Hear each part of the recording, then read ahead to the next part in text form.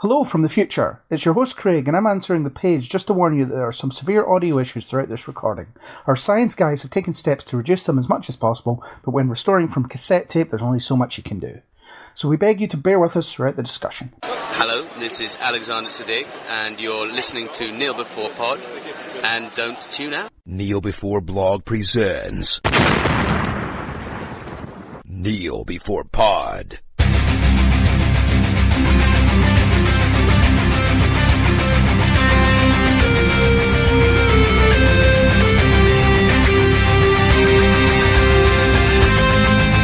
Hello, and welcome to another cosmic cat-loving edition of Kneel Before Pod, the podcast that knows what blockbuster video is.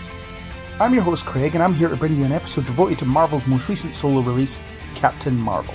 So joining me from the widest reaches of the galaxy, as far back as the 90s, we have Natalie. Hello. And Isaac. Hello. Welcome to the 90s. Isaac sounds like he's in space already, like... He is in space. We're all in Interesting. space, because the Earth is in space. Oh, that's lovely. Yeah. There we go. So before we get to our normal topic, we will get to discuss some stuff that we like and don't like.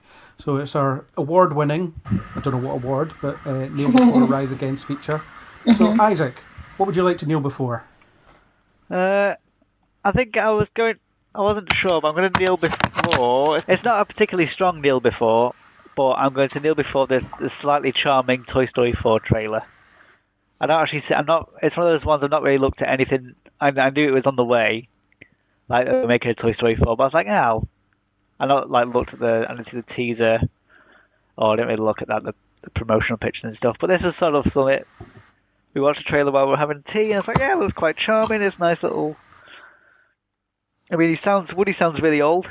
Aww. He's really he sounds very tired. But it's always fun to sort of see that gang back. And Did it make you cry? well, it's only sort of a little trailer. There's some very creepy dolls in it. It looks like they're going to be finished like some carnival, I think, or like a fun fair. There's a new sort of homemade spoon thing. What? Yeah, it's like a spork with pipe cleaners on it and a blue tack face and Cute. the new sort of central thing. Yeah, it kind of looks cute and fun and silly and just sort of I haven't seen it. I think it only came out yesterday, I think it was, the other day, recently. Alright, yeah, oh wow. soon. Hopefully it's another just sort of charming little movie that we can all enjoy. Yeah, I think it looks pretty good. I do have issues with the fact that children can apparently just create life by sticking some crap together, and it somehow becomes a sentient being. So Oh wow, that's amazing. that raises all sorts of questions about things in this universe. Is everything sentient? Is some kind of clay sculpture, is that now sentient? Can you make... Well, I suppose you can make something out of plasticine that now comes to life. Does that mean we're torturing forks every time we eat food? Nah, it probably needs to have a face. Yeah, but if that's all you need to do, then it's pretty horrifying.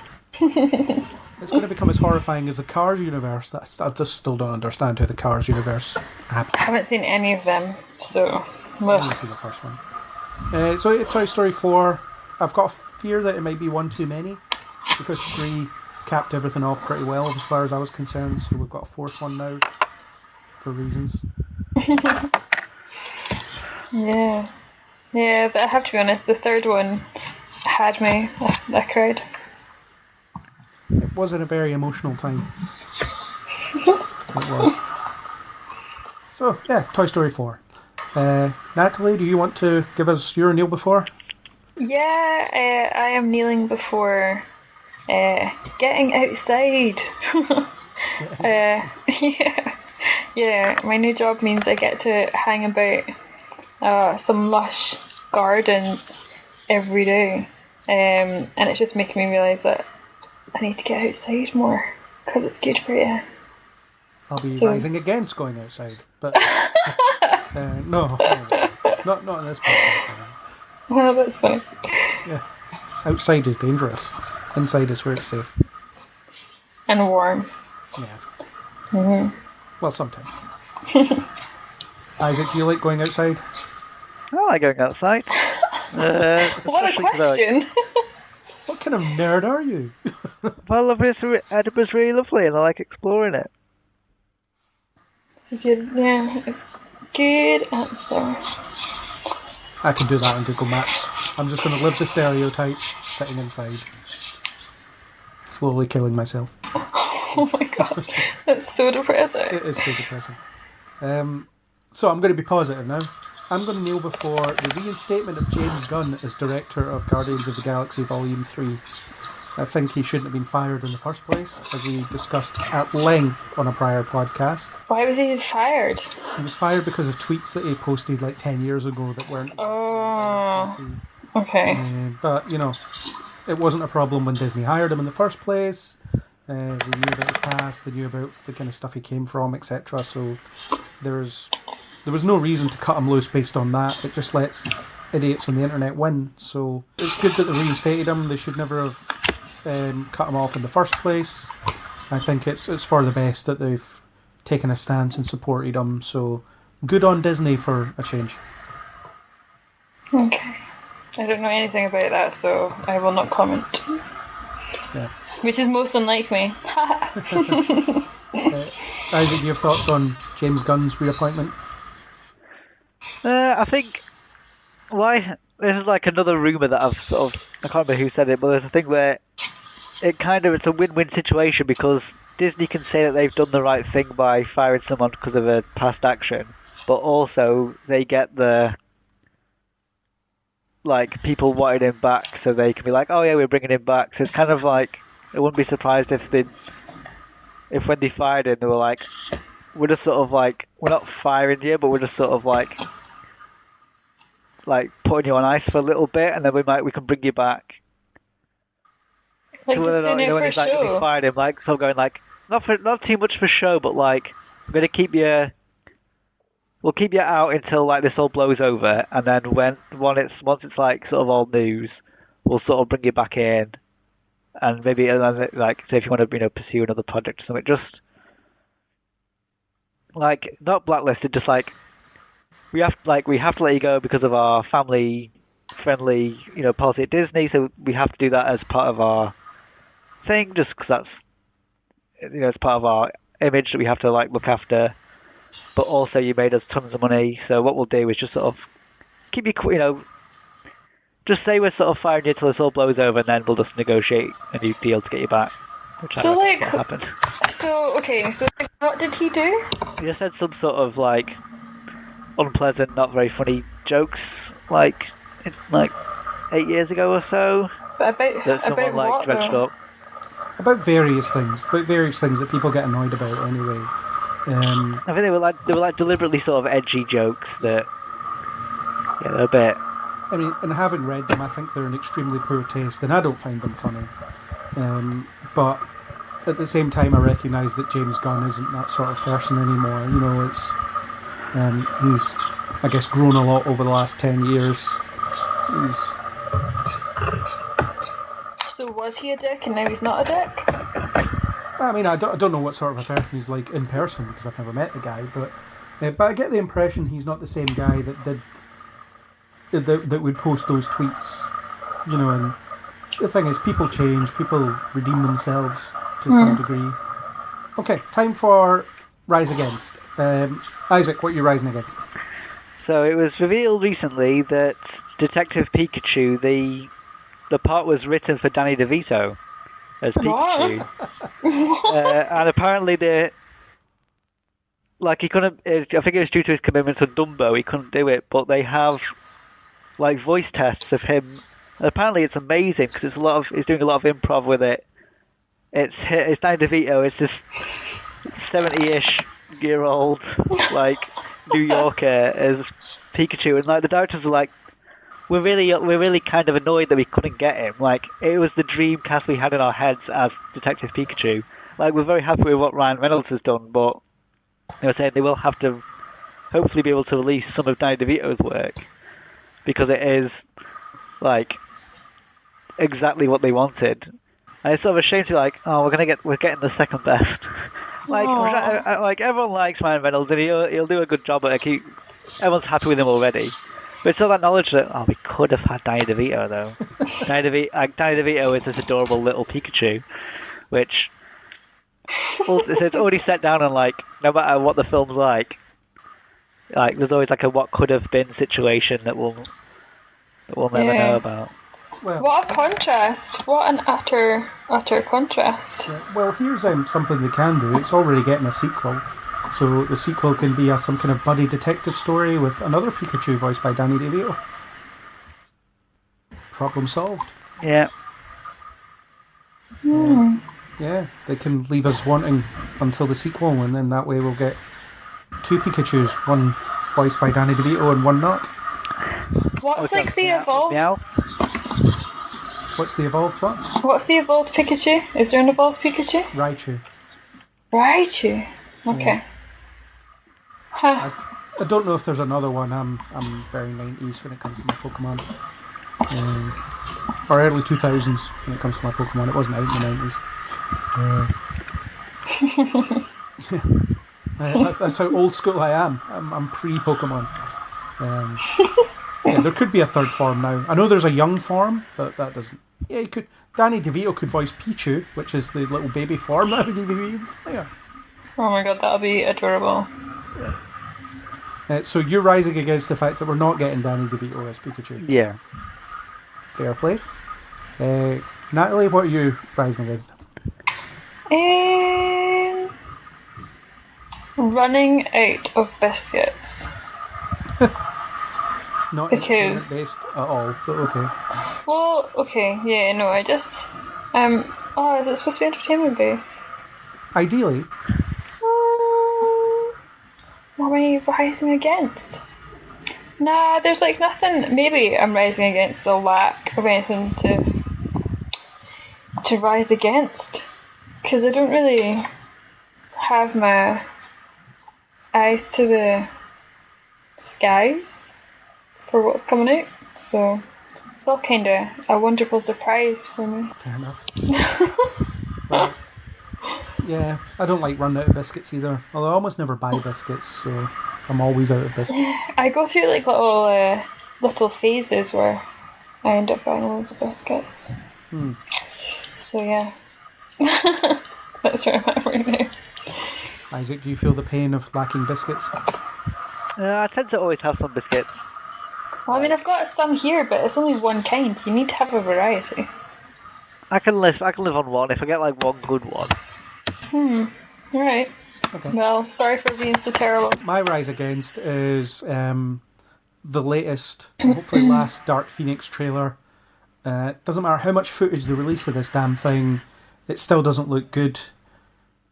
I don't know, I feel like they've just given up on the X-Men movies now, which of course they have because it's now a Disney property, but they didn't know that when they were making this film, so it just makes me wonder at what point did they just decide that they didn't care about this anymore. It just looks dull, bland, and sort of ancient. I feel like you could apply that to many X-Men movies. Well, I think they average out as being, there's more good movies than there is bad movies in the X-Men franchise, I think. I feel like we've talked about this before. Yeah. 1 and 2 are good. The second Wolverine film's good. Logan's good. First Class is great. Days of Future Past is pretty good. So the only ones that are kind of bad are the first Wolverine film and Apocalypse. So yeah, there's more good than bad in the X franchise. But they just seem to have given up on it now, which is a shame. Well, there's lots of like side projects for the X-Men though, right? Not anymore.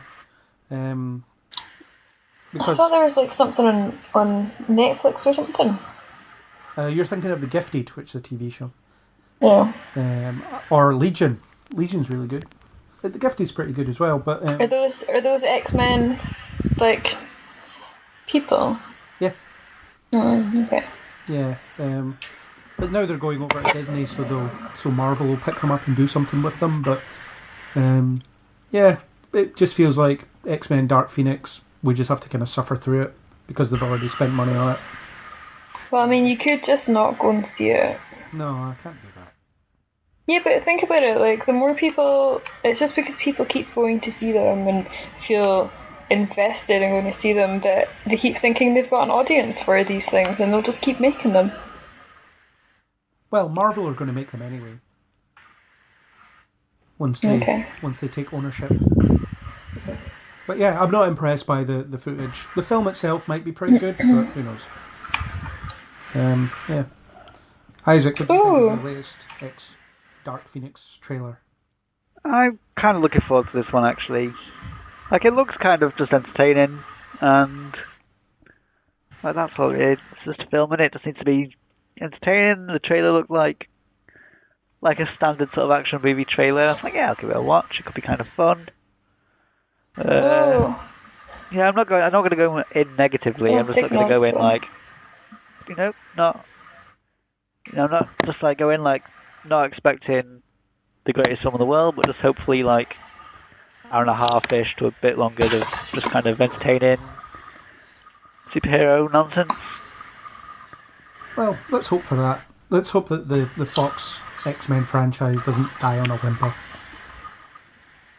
Of course, New Mutants might come out eventually on some streaming platform, straight to VHS. 90s. Yeah. Okay, so that is the end of our first feature. So speaking of VHS, it's time to go back to the 90s to talk about Captain Marvel, the latest film in the Marvel universe. And our last stop before Endgame, which is, as we talk, just over a month away. Maybe less than a month away by the time you listen to this. Who knows? Depends when I can get it edited. Yeah.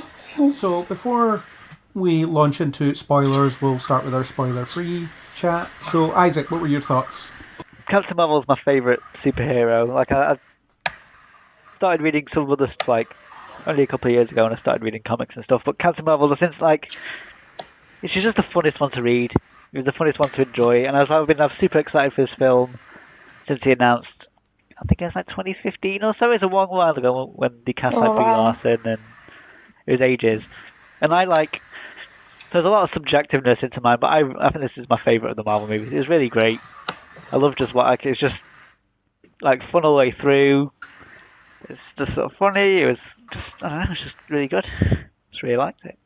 Nice. It's pretty much everything that I like. Is the character that I wanted her to be in these. Like, just a great intro of that character into this like big universe. But, like the rest of the stuff she does, hopefully it should be I think it'll be quite a big impact going forward, because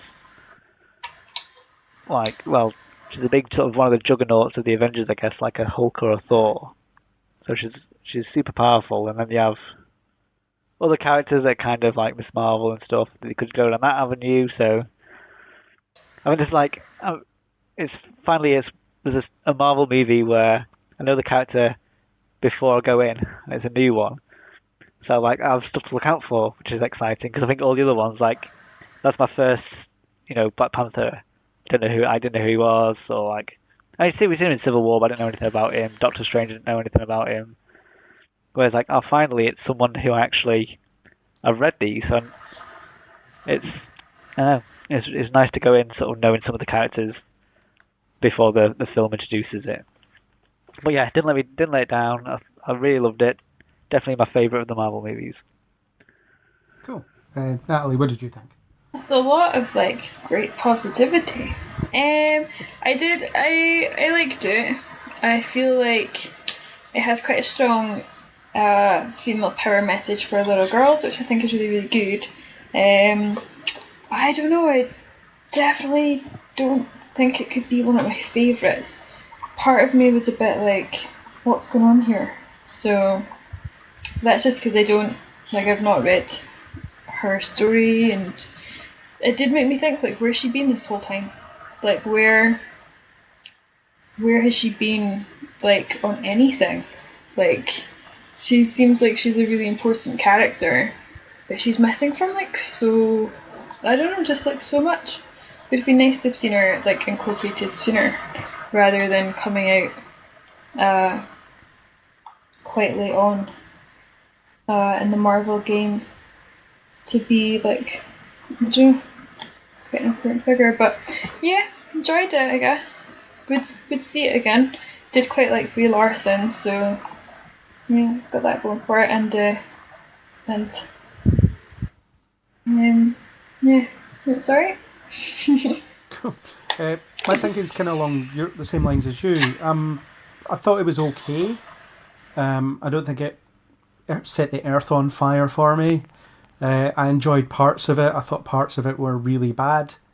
I think Brie Larson's a great actor, but I don't think she does very well in this particular role, in this particular film anyway. I don't know if the character will change into something that I find a bit more watchable in later films, but I just never engaged with her at all. I think part of it was due to her having a kind of quippy response to everything that was said to her, which just kind of got annoying after a little while.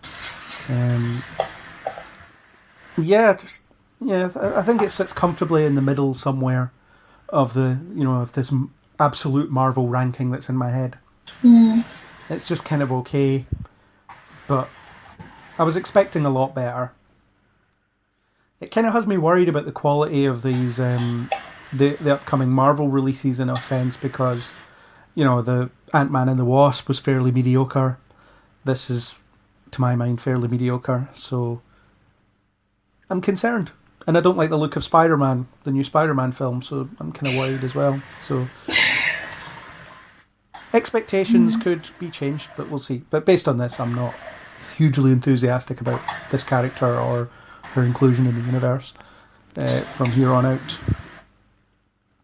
Why did it take so long for her to be brought into it? Because I feel like that's something we should come back to in the spoilers. Yeah, sorry, I'm getting ahead of myself. Let's talk about that later. Yes. So shall we click connect and connect to the spoiler net? Mm-hmm. Yeah, I guess.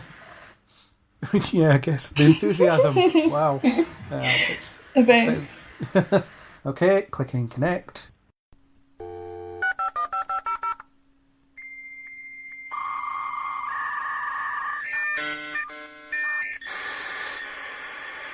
Hang on, it's still connecting.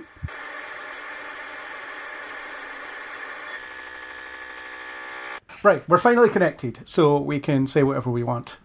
Yay! So I think we should start off with the Q&A section. We have some questions from the audience. So that's exciting. I'm going to start with regular contributor to this podcast, Angus, who actually asked 2 questions, but one of them will come to somebody He's got questions. He's not allowed questions. Yes, he is. He's not here, so he's therefore allowed a question. That's rubbish. Yeah. So the first question is something we'll definitely come back to. So what I'll do is I'll acknowledge him when we do bring it up.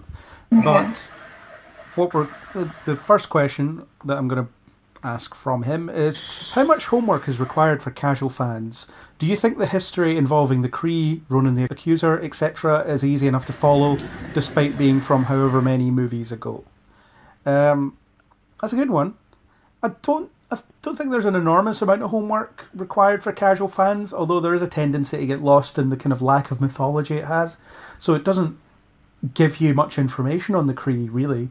It's just they're an alien race and they talk to some weird hologram thing that sits in their brains and takes on the form of someone they respect. And beyond that, you don't really get much else about them. Oh, they're the Kree. Yeah. I know they're supposed to be blue. For some reason, they're not, except for Ronan. Ronan, who has about as much character here as he does in his first appearance in Guardians of the Galaxy, where he's defeated and dies. And I think this being his second appearance, hasn't accused anyone yet, despite being Ronan the Accuser. So you have to wonder why they're called accusers. So I think they could have done more with the mythology. There's clearly an interesting society to the Kree that we could have explored. instead of not exploring it. We don't really get any perspective on their culture, so I don't think any homework's required unless you want to know about their culture, in which case you might have to read Wikipedia or something. Which, yeah, don't ever do that before a film, though. You shouldn't have to. I feel like he asked that question maybe because I asked him questions when we were watching it, because I was like, who are those guys? What are they supposed to be? Were you asking him questions as the film was on in the cinema? Of course. Oh my god. Well, only like once or twice. It wasn't like crazy. But I wonder if I had anything to do with that, only because like there's so much that you have to try and be aware of, and it's like, well, I don't know, there's too much. Isaac, what do you think? Do you think there's homework required, or?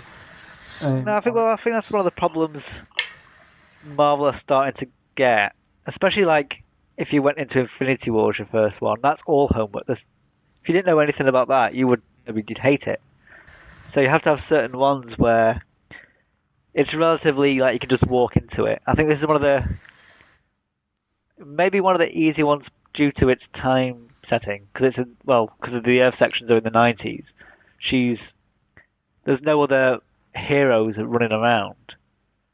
So that's a good thing to introduce people, because, say for example, if they're watching Homecoming and like Iron Man's about and the Avengers are already about, and they're moving like Thor stuff and Captain America stuff. It's like there's already another story that you have to, or it's beneficial to have watched those. Mm-hmm. Otherwise, whereas this, it's like, yeah, she's the only one. It's very solo. There's no one else. Other than I suppose there's Nick Fury, but again, it's also kind of an origin for him as well, because he isn't like, yeah, he's in S.H.I.E.L.D., but you can just sort of wave that away. It's like, that's just FBI of this universe. It's like, it kind of like, you can sort of work out, like, the creed is like, oh, it's just an alien empire. Maybe there's like, maybe it's like the Roman Empire. Like, I know with the thing like you were saying that like certain ones are like blue and then certain characters are just like, not blue. It's like, it could be just a case of like just made up of various planets, or on the Kree homeworld there's like various skin colours. It's not one of those things that, like, you could just be like, yeah, some are blue, some aren't blue. It's not like, we don't get too much of the Kree homeworld other than like their sort of establishing, the CGI shots and stuff. But I don't know, like I know that like outside of the films, like Kree have been in like Agents of S.H.I.E.L.D. and Guardians of the Galaxy 1, so they're about, they're kicking around. But I think in general they're pretty like, or at least they're pretty generic. They're just warriors, like space warrior people, basically Romans. I think we get more for the Skrulls, because it's like, oh yeah, the shapeshifters, but these are all kind of concepts that everyone knows. Like, oh, these are shapeshifter guys. These are like military alien guys. You don't need. And that's enough to be like, yeah, that's what these. They're having a war between these two races. These can shapeshift. These are just like super technological, like technically advanced. Like, if you can't, like, that's easy to fathom. Like, even if you haven't seen any Marvel movies, like, that's science fiction tropes that from, decades and decades ago. So I don't think you need too much homework, especially not really any Marvel homework to get through this. It's a good intro one. Kind of gives you like a wee base for a few of the characters, like you said, like Nick Fury and the guy that we get to watch die twice. What's his name? Coulson, yeah. Mate. Yeah, but when's the second time he dies, from your perspective, unless you've watched Agents of S.H.I.E.L.D.? Oh no, I meant like in the future. Because we think that he dies, but it's actually one of the like alien guys. Oh, I see. Okay. So I remember being like, whoa. Alright, yeah. So his duplicate dies, his alien. Yeah, I was like, guys, what are you doing? Like, we already had to go through this together like once, and jeez. Coulson lives. He always lives. Yeah, well, except when he doesn't. Yeah. Yeah. No, I don't know. I feel like I feel like it's an okay one. It's like what Isaac said. Like, the other ones can be tricky when you know that there's like all the other Avengers and stuff running around, and you're like, where are these guys supposed to be at this time and all that stuff, and she's just out there on her own. And I think that's what I had a problem with, like, for the movie, because you're just kind of like, I don't know, maybe they're going to explain it for the next movie, but I just kind of was like, where was she when all this was going on? You know? Everything else, it feels like very much like an afterthought to have her, even though it feels like the Marvel universe was kind of started with her. So I don't know, it's a strange one. Yeah. So next question, we'll go for a funny one. Damien asks, did Goose actually lay eggs in Fury's eye, since no one knows how Flerkens reproduce? Ugh. I don't think so. Ugh, what a minging question. Yeah, I suppose. I don't. Why do they think eggs? Like, is that like a? Because aliens lay eggs in people. I don't They know. don't lay him out their hands though. Well, how They do you close know? his eye. How do you know? Have you done a Flerken autopsy? I suppose. No, because he just scratches them, right? Like, it's not like anything other than that, Yeah. right? No, I don't think so. I think it is just a scratch. Although I do find it amusing that Fury spends the next several years lying about how he lost his eye. In Winter Soldier, he says, "Last time I trusted someone, I lost an eye," which sounds better than an alien cat scratched it out. It's not an alien cat though. It's a Flerken Yeah, that it's an resembles a human cat. But it's an alien cat, basically. It looks like a cat, so it's an alien that looks like a cat. So alien cat. Okay. Yeah. I feel like that's how he would explain it to people, just to cut out the, all the questions that would follow up on what is a Flerken. So he would just say an alien cat. Although he wouldn't say anything because he wants to lie about it, because it really doesn't blend into his macho, badass exterior. And also, he's not allowed to talk about Flerkens or aliens. It's kind of like he's kind of like Men in Black. I feel like S.H.I.E.L.D. is Men in Black. Well, that's kind of what they are, yeah. They deal with the threats that people aren't supposed to know about, despite the fact that they have their logo and everything. Yeah, as pointed out. Yeah. Funniest thing is, in the first Iron Man film, they didn't even realise that the letters of their name spelled out S.H.I.E.L.D. Whose name? The letters that S.H.I.E.L.D. stands for. What is it? Strategic Homeland Intervention... something. I can't remember. Okay, what do you feel that? It's had several, acronyms. Okay. I don't know any of them, so I'm just laughing. Okay. S.H.I.E.L.D. definition. Yeah, so the MCU version is Strategic Homeland Intervention Enforcement and Logistics Division. And that's what they So were glad called in you the Googled first that. Iron Man film. And then Coulson didn't seem to realise that, oh yeah, you could just call it S.H.I.E.L.D. Yeah. They're witty. Well, yeah, there's been a bit of retconning on them. But to answer that question, no, I don't think Goose lays eggs in Fury's eye. Until proven otherwise, I will die on that hill. Okay. So there we go. Next question. Next question is from Jordan. How do you think future films will approach the fact that Captain Marvel is clearly too powerful, as in more powerful than anything else that we've seen so far? I think that's a problem, because she is clearly invincible, which is kind of why I was lifted out of the action sequences in this film, particularly the end one. I thought she was... Yeah, there was no jeopardy whatsoever, because I knew that... Well, obviously we know that she appears in later films, but there's no stakes to those fights because she can't be hurt, and she can just wipe out anybody in one hit. I mean, she flies through a spaceship without even thinking about it. So That was pretty cool though. yeah, but it's going to be a problem. I mean, at least with Superman, you've got a chunk of kryptonite, and then you're okay. But with her, not so much. We just get another villain. It's like with Hulk or Thor, you just get a villain you can fight him. It's like another Kree or something. Like it's you just find someone, you just make up a character of like a similar power level or something, or some other threat.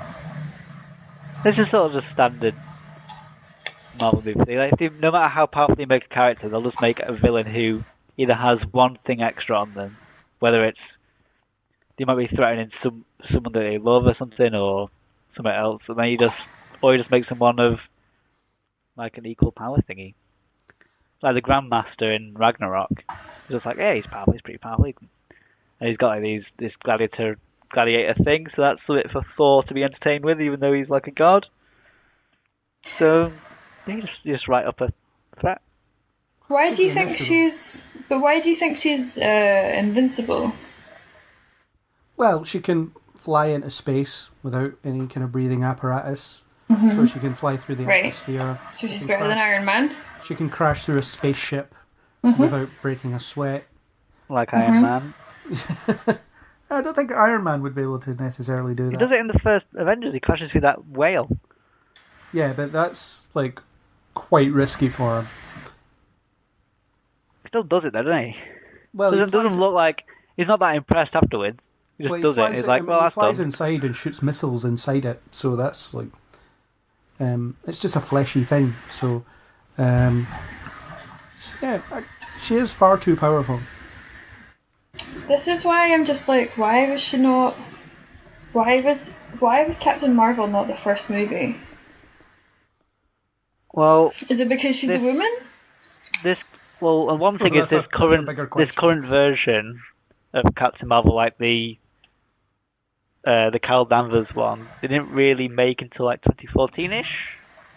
Okay. Like, because she took on that design and stuff. So I suppose like Marvel so she's already kind of like, yeah, she was like another character first, and then she took over as the Captain Marvel character. I think it's 2012 or 2014-ish. So it's sort of, I'm not sure where the films were at that point. Was it just after the first Avengers? Yeah, it was kind of pre-Ultron sort of time. So it's middle of Phase 2-ish, and I think they were planning to put her in Ultron. Joss Whedon wanted Spider-Man and Captain Marvel to be part of his new Avengers team at the end of Age of Ultron, but thankfully he didn't get that, because it'd be like, who the hell are these people? Yeah, and they just sort of had to, like, they have taken the time. Because they especially announced it, they announced it at the same time as like Tom Holland being Spider-Man, and he's been like, he's got like a 5th film coming up. Yeah. So it's like they have had her like sort of in development, and then certain storylines of like there's certain things they wanted to use from like later stories, and so like her story's kind of been developing roughly at the same time as this universe has been super popular, which is why a character is. Like, I know you're saying, like, Craig was saying, like, she's too sarky, like, and, like, too witty, but then, like, every character in the Marvel movies is. So when they redid her character thingy, like, well, yeah, that works.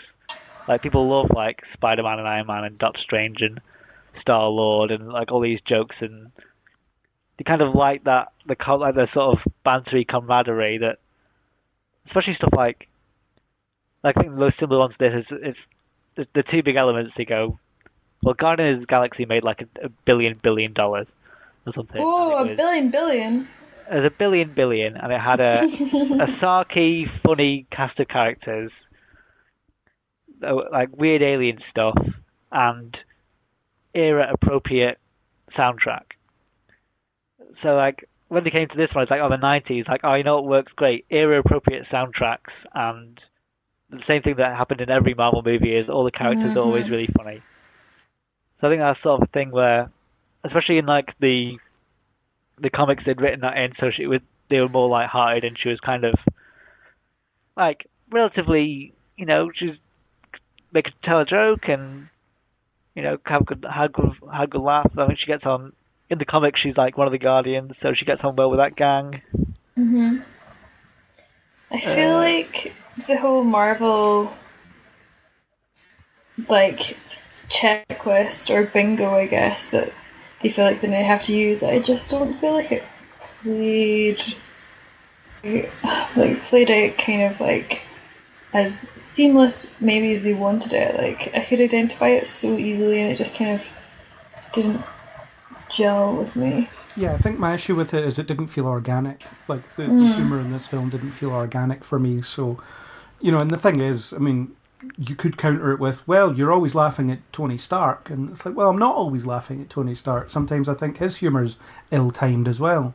Sometimes I'll think Thor's coming out with stuff that doesn't, fit the scene, or and I mean, the thing about Guardians of the Galaxy that annoyed me was the style of humour, the way that they presented it, which didn't bother me in the second one. Guardians of the Galaxy? Yeah, I don't like the first one. I quite liked that though, but I think it worked for that movie, and I feel like they've gone, well, it worked for this movie, it's going to work for all of it. Well, I mean, I think the thing about humour is it's always going to be more subjective than almost anything else. So whether it's difference of if the film's trying to make me laugh and I'm not laughing, I'm going to like it less. So, and I think that's kind of what happens here. Where, I mean, I found some of the jokes really funny, which we'll get to, but I didn't find her quips especially clever or well timed. So that's part of the issue. But that's nothing to do with her power level.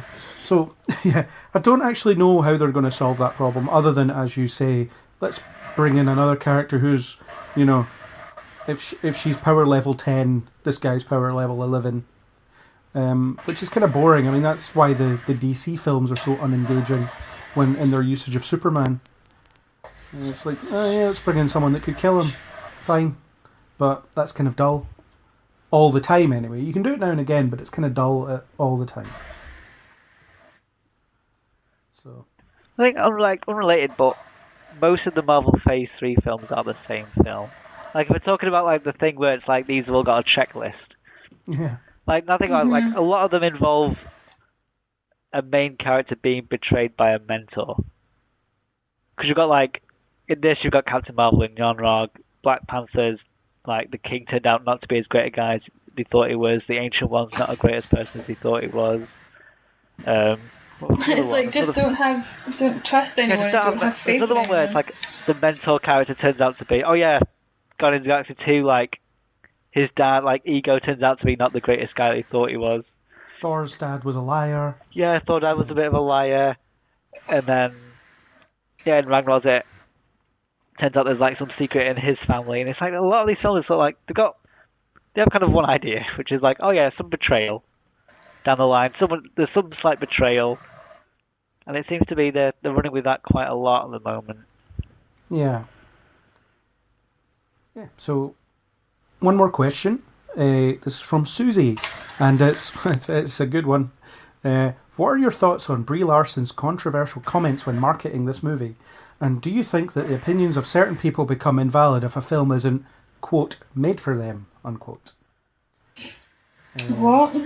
I don't know to what they're referring, so marketing has escaped me. So in the marketing of this film, whenever Brie Larson, not all the time, but whenever, in a lot of cases when she was interviewed, she made some kind of biting comments about the fact that she didn't want white male critics seeing this movie because... And I think what she was getting at was that there's a lack of diversity in film journalism, and film criticism, in terms of who outlets will hire and who outlets will, assign to certain things. And I think that's certainly a problem. I'm speaking as a white male that reviewed this film, so she's probably not interested in my opinion on it, but... I think she could have articulated herself a lot better than she did. So what was her issue? She didn't want the opinion of... She kind of came across as if she didn't care what white men thought about her film. Alright, okay. Captain Marvel. Well, she can say that, can't she? She can. Like, you can say whatever you want. Yeah, she can, but I think the way she was coming across just kind of rubbed some people up the wrong way. And Who? Just... people on the internet. It's just they're inflamed comments, and I think she wants to. I think what she's trying to get at is there's not enough diversity in film criticism, and she would like more diversity in film criticism. So she would have liked to see more, more women reviewing this film, more people of color, more women of color, more different voices, sort of commenting on this. And I just think that she didn't come across as well as she should have. And it's almost a shame that I didn't like the film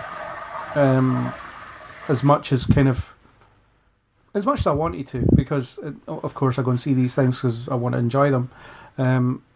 So I kind of wanted it to like it more than I did, but obviously I'm a white male that wrote a review on this, so like I don't think opinions become invalid if a film isn't made for them as such. I think whether you want to pay attention to those opinions is up to you, but I don't think made for who? So if this film isn't made for white males, for example. Right, okay. Yeah. Although it's a Disney film in the Marvel Cinematic Universe, so it's made for everyone. Because they want everyone watching it, because they want to make $1 billion. $1 billion. Yeah, Is their aim. Yeah, so they don't want to alienate a large chunk of their audience by making it too geared in one direction. By this is the audience we want to attract for this, because they want to attract all the audience. You know, a range of ages, a range of cultures, a range of races, like a range of everybody. Just basically, if they can appeal to every single person. Yeah. If they can appeal to every single person, then they will. So there are some films that are arguably not made for me. The one that Brie Larson talks about is A Wrinkle in Time, which I actually quite liked. Though it was all right. It was clearly not for me in the sense that it's quite, it's quite surface level. It's clearly made for kids and stuff. But I thought it was fine for what it was. Is that the one that's got Oprah in it? It is. Yeah, she's I haven't seen it. Grand Sage Wizard type character. Oh, because who's the other one? Who's the third one? There's Mindy Kaling. Oh, that's it, 'cause I love her. Mindy Kaling, yeah. Keira Knightley's in it. And I forget who else. But, yeah, so I think in terms of whether the opinions are valid or not, I think they still are. Because if you watch something, you're entitled to an opinion on it. Because you'll naturally form one. Whether you like it, whether you love it, whether you don't have much of an opinion at all, you'll form something.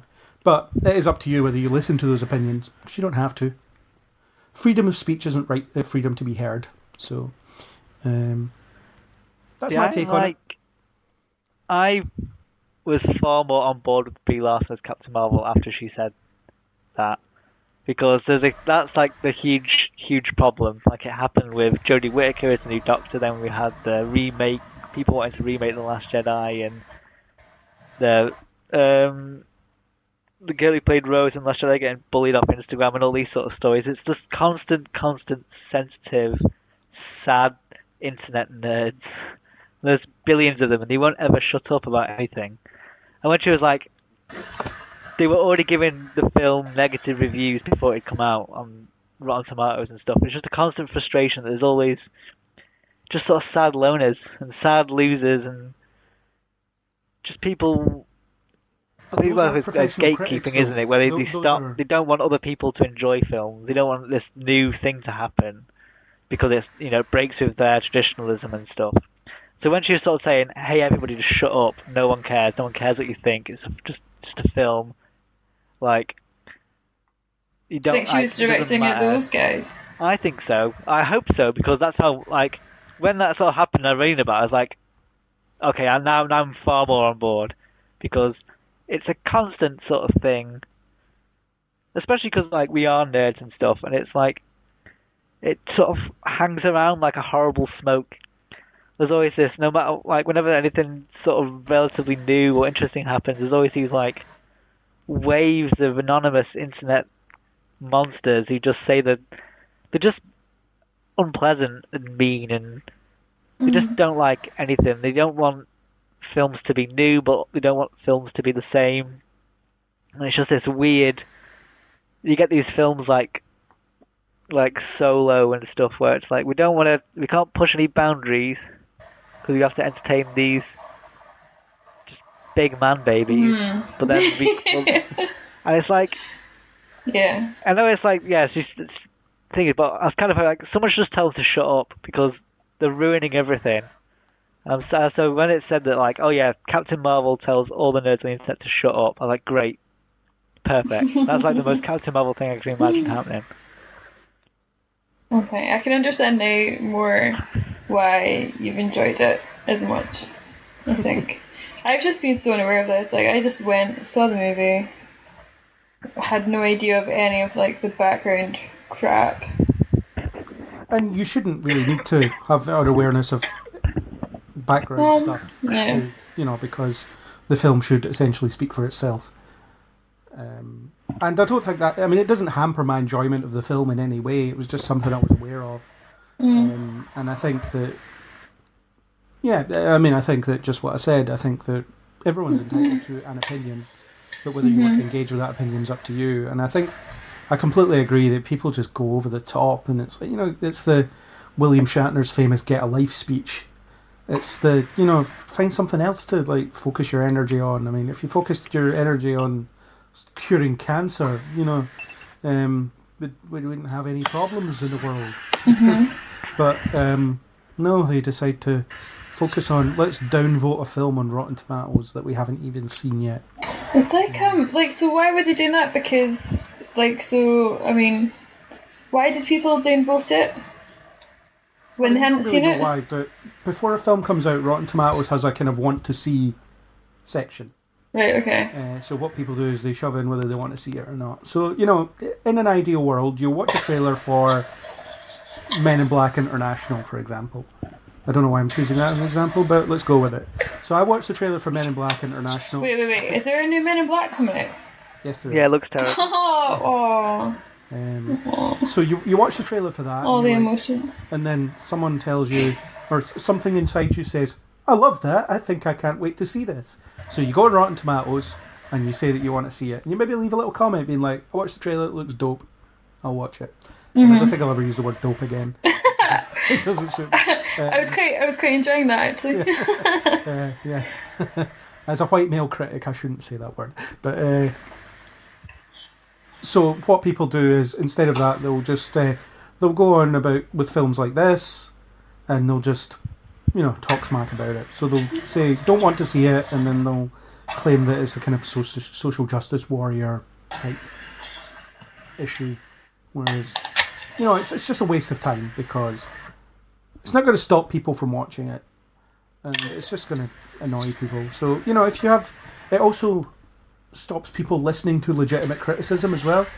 So if people have legitimate issues with it, like The Last Jedi is immune to criticism, because if you criticise it, you'll be put under the banner of all these whiny man babies that don't like stuff, don't like progress and all that kind of stuff. So there are people that have legitimate criticisms of it, of everything, and the fact that people are just getting so uptight about everything else means that you can't get into that intelligent critique without suffering from a slew of this garbage that other people are peddling. So that was a long way round that answer, I think, but hopefully for Susie we've answered that. Sounds like you had lots to get off your chest. Indeed, I'm glad that someone asked it. A totally real person asked it. Actually was a real person. No plants in this podcast. Not like all the other made-up ones. Hey, great. There's never any made-up ones. And I'll deny this accusation in a court of law. Yeah. Okay, so Natalie, I think you had some more comments than questions. What, from people? Okay, yeah, I had a couple of messages, and because during the release of the movie, I was seeing a lot of people really responding super positively. I couldn't remember all their names, and they were like, best movie ever, couldn't wait to get back into the cinema to see it again. And I got really excited to go and see it, because I was like, oh wow, it must be amazing. And I think maybe this is where it fell down a little bit, because I had a really high expectation for it. But Rory has said that he loved the film. He thought Brie Larson and Samuel L. Jackson were really good, thought the humour was great. He said that the story didn't take itself too seriously, and he also commented that people have complained it was predictable, but almost all of the Marvel movies are. Expectations were set and met, and I still think it's one of the better origin stories I've seen. And he promises to listen. But I thought that was quite interesting, because it's kind of like, he's kind of taken stuff that I viewed as a negative, and he's just been quite positive about it. So another one was Martin says that he loved it and it was way better than he expected. He said he didn't think that he wasn't expecting much, because he thought so much would be getting put into Endgame, and this would be like a starter before the main course. But he said he liked the character development, thought Brie Larson was a perfect fit, and thought the story was tight, and loved the soundtrack. Also Goose, he said, with love her. So, yeah, loads of positives, but there were a few people who had negative reviews of it that I saw appear in my feed, but they have not messaged me. So, only the positive that I can talk about. Fair enough. That gives us a range of stuff. So, yeah. So let's get on to the non-question section of our email. Okay. Standing agenda points are story and character. I think in most cases, certainly with Marvel films, these are one and the same. So this is a story about Carol Danvers and her becoming all she can be. I think her arc was somewhat predictable, as in it was pretty obvious from early on, you're on the wrong side of a war. I didn't know that. No? No. Well, I mean, like, I got there, but I was like, oh, they're bad. Yeah. Well, I think part of that, I suppose that comes back to Angus's homework question. I've always known the Kree as more villainous, certainly in the actual Marvel Cinematic Universe anyway. But, so I was already suspicious of the fact that, you know, she was kind of working for the wrong side. But it's also it became pretty evident pretty quickly they weren't really doing anything with the Skrulls as villains. So, and there was only a few of them. So they were kind of doing a riff on current refugee stories. Yeah. These people are being hunted by a much more advanced force that just seem to hate them for reasons. And it was pretty clear from early on, Carol has no memory, so she's therefore being duped by most likely the people she's working with. You get that early scene where they're parading through her memories, and it's pretty clear that the Skrulls aren't malevolent in any way. So I thought it was predictable in that sense, but I didn't hold that against the film that it was necessarily all that it was a predictable outcome.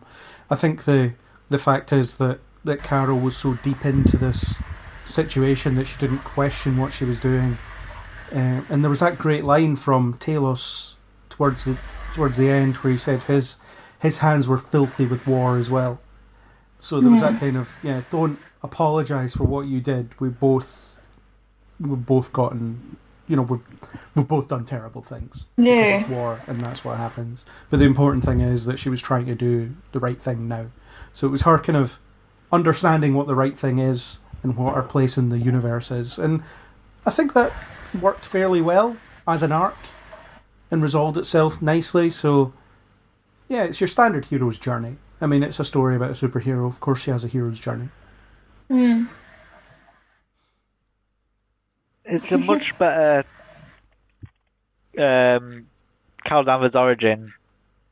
Like, they've changed the origin, haven't they? Like, originally she was just sort of given her powers by a Kree guy called Marvel, and there was a big gadget called the Psychomagnetron, and it blew up, and then he gave her powers to save her and something. And then recently again they changed it so that her mum was secretly Kree, and that she had like sleeper Kree cells. And then nobody really liked that either. So I think like this is definitely an example of like this is the best origin. Like if you just sort of.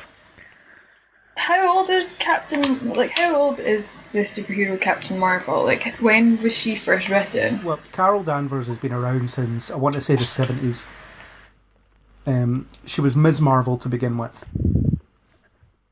Yeah, I only know the Captain Marvel stuff, and then you get like some background stuff from the stories where they might mention like stuff like the Psychomagnetron and like these old sort of stories. Yeah, so she's always been like a RAF pilot. Okay. She's had other jobs, but like I think she worked in a magazine or something. But all superheroes are also journalists. So the first appearance of Carol Danvers was in 1968, but her first appearance as Ms. Marvel was in 1977. So she's gone through a few iterations identity-wise over the years. She was Ms. Marvel, she was Binary, she was Warbird, and eventually Captain Marvel.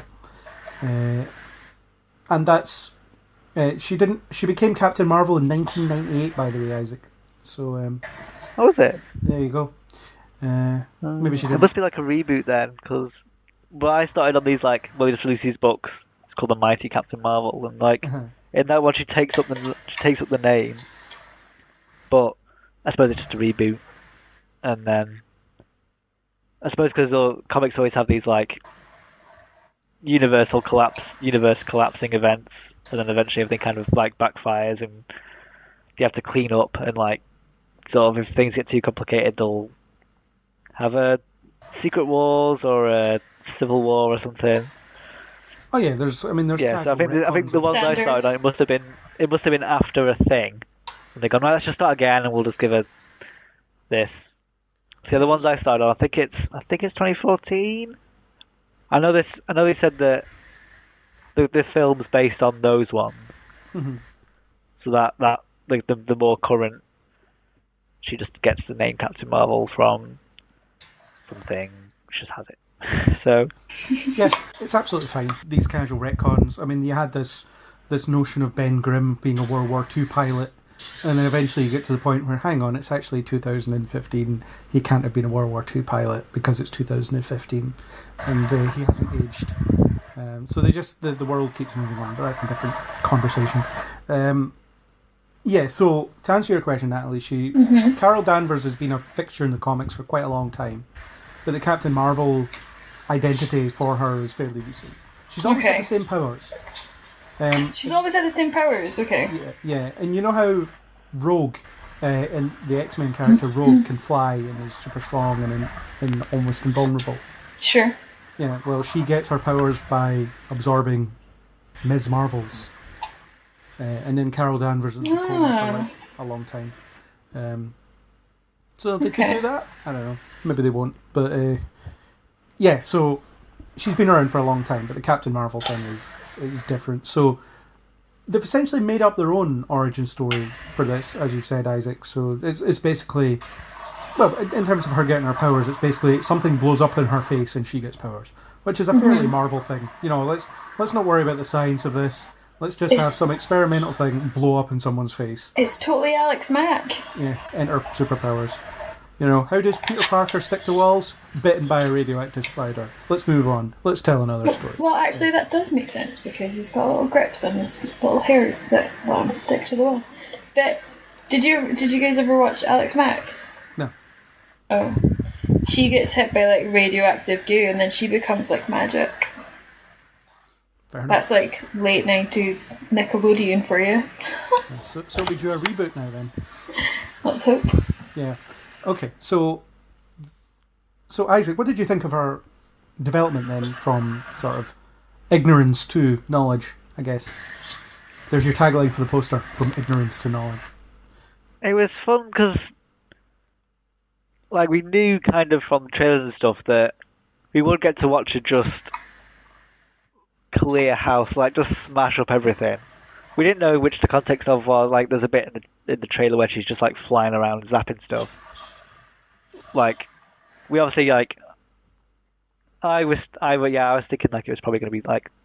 I didn't see the Skrull just being refugees thing coming. I knew there'd be like a twist with. They're not saying the Jude Law's character's name, so obviously he's going to have a reveal of like, oh, he's this character later on. There's going to be a baddie sort of thing. But like. It's fun watching a origin story in reverse where she's already got the powers, but then it's her remembering how she got the origin. So it's like you meet her first, and then you find out the origin later. Yeah. And then like all the nice, there was like, it was fun. Like also because she's from a world where like flying in space and stuff is normal, so it's nice when she goes to Earth. She's just like, oh, that guy looks like. He looks like, you know, he's going into the policeman. He's like, I'll go ask him for about, you know, communications. And it's not like she's like a fish out of water. She's just like, okay, here's a planet. Let's just, I only have like my own gear on me. I'll just work with what I have. So it's kind of fun initially watching her just like ingratiate herself with like, oh yeah, here comes S.H.I.E.L.D. These must be like, you know, one of the more like higher up levels of power. So I'll work with these guys. these guys seem capable enough, especially this one guy, like, is Agent Fury. He's like, okay, this guy kind of gets it, so we can work with him. I was looking forward to, like, she's going to become Captain Marvel in a bit. She's going to get her, she'll get the red and blue colours, and she's going to go fly around and shoot everything. So I was like, the whole thing be kind of just waiting, like, it's going to be the big hero moment where it all kicks off, and you get to see her just tear through everybody, and it's going to be great. So it was kind of fun. Like, I just kind of like watching her in general. Like, she was fun just throughout. I did quite like that she was kind of like, you had the super serious Kree, and then she was just like kind of not too much of like a dickhead, but I can't think of like the class dickhead. Like, oh, she's just having a bit of a laugh and not taking anything seriously. What's a broadcast term that we can use? It's too late. You've already said it. I'm going to say that bit again. Just go with it. To be fair... No, it's fine. That's allowed on pre-Watershed. Mate, I've and you're allowed like one fuck as well, because like, have you seen some 12As lately? Like, oh my god. We're not. We're big nerds. We're never going to get that one fuck. Especially when I cut this part out. Yeah. No, seriously, like, guys, late. Did you guys not go see like Alita? Because like, whoa. Yeah, I liked that Alita. Me too, but that was a 12A, and I remember being like, if I saw this when I was like young, like, it shocked me, and I'm a grown up. I would debate that, but let's move on. The reverse origin story thing is interesting. It's a bit like Man of Steel in the way it's structured in that sense. She comes to Earth, she already she doesn't have all her powers, or doesn't have control of her powers, and she's kind of cutting about doing stuff while there's occasionally a flashback. I don't think they did enough with the background, so like, I would have quite liked to see a bit more of her backstory, other than the brief flashes that we get. There is a bit. It's at the end when like Yon-Rog's like, it's all the shots of her like, oh, she crashes a go-kart, and then she falls on military stuff. Yeah. Yeah, but it's like, that wasn't really in earlier, so it's just out of nowhere. Like, I guess it was in, and they cut it. No, they made it. More of that stuff, so it was like, there's a bit at the beginning where it's like the Skrulls are going through the memories that she hasn't accessed, like they've been locked away from her. But that bit felt like that was built up from something that I guess wasn't in the film enough. Like, there should have been more bits where it's like, she meets her friend, was it Maria, and then like be like, oh yeah, we were on the same Air Force training group together, and then this happened or whatever. Yeah. Everything was too brief though. That's the thing. Like, they tried to cram so much in, and it was like they were trying to emote like too hard, and I was like, well, I'm just not in it. Like, I'm just not in that zone because you've tried too hard. Amusingly, the getting back up montage is almost exactly the same as a similar montage in the final episode of Buffy. Spoilers for the Buffy season finale. It was on like a number of years ago, so... Mate, I've not seen it. Damn. Well, in that episode, there is a moment where Buffy and her gang manage to unlock the Slayer powers in anyone who has the potential to be a Slayer. So you have this montage of all these girls having like these powerful moments, where they suddenly find themselves to some degree. So does it have to be a girl? Well, the Slayer is always a girl. Yeah. Why? Because the mythology of the show says so. Oh, okay. Yeah. And even because there's the bit with the baseball bat, and that is like almost shot for shot on that part in Buffy. I don't know if that inspired it. Maybe it did. Although I think, using Buffy as your inspiration for a kind of female-led empowerment story isn't a bad thing, considering the influence that show had over the years. Well, I suppose it's like it's not, the finale wasn't in the 90s, but it's kind of like, it's an era reference, isn't it, Buffy? Yeah. That was that time. I mean, it's really, it's a great scene, like watching like the thing where it's like, oh yeah, she keeps getting back up. That's very much like what I like about that particular character. Like, it's a sort of stubbornness and headstronginess of like, just keep whacking at it. Like, yeah. So it's got that part through well, but yeah, it's one of those bits where it's like, that could have done with more could have done with more of the human side of her. Yeah. Yeah, Really like have had to show. I feel like you're saying that they did well with that, but I feel like that's a bit that they didn't do well because they didn't spend enough time on it. And it's just, by the time it came to that scene, I was like, oh, I get what they're trying to do, but I just don't really, like, okay, yeah, you're showing that, but I don't care. Yeah, there was all sorts of little bits like that was supposed to be really impactful. The bit where she tells Jonrog, I've got nothing to prove to you. So I could see what they were going for, but it didn't feel impactful because his approval never really meant anything to her anyway. Well, yeah, it did, because she fights him a lot at the start. That's actually, I have to disagree with you on that part, because that's the one part that I was like, I actually quite liked. Like, she fights him, but she's been a smartass about it, so she doesn't seem to be looking for him to tell her how good she is at that point. You know, and I get the impression they wanted that to be the relationship. There's also the fact that they're supposed to be friends, essentially. And you can sort of tell that because they have some pretty natural banter. You know, when they're on the train, she's like making fun of him and trying to get under his skin and whatever else. And then when she finds out that he's been lying to her for like 6 years, there's no reaction. She doesn't seem that bothered by it. No, she's got other things to worry about. Yeah, but the thing is, that theory should have been kind of a core relationship that broke down because she suddenly realises that everyone she thought were her people had been lying to her for so long, and there's no real reaction to it. She's just like, yeah, all right, I'll just fight them now. Cool. Well, is it because she's just happy to have found like her way back to Earth? Like, is it just because of that, or what? You'd think there would be some form of "I was so betrayed right now" kind of reaction to it, though. I think she's just happy that she's been able to unlock like part of who she is, because that's kind of what she's always been quite like determined to do, and maybe it just like balances it, you know. She's like, I'd be pissed off, but I just reunited with my best pal and my goddaughter or whatever. The stuff with Maria was great. I think they really sold their friendship quite nicely, and the two actors did a really good job kind of bouncing off one another. I really love the rewrite of Marvel.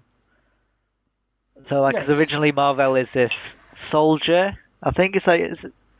I don't know much about like his originally, but I think Marvel was like this Kree soldier who came to Earth was he an antagonist originally?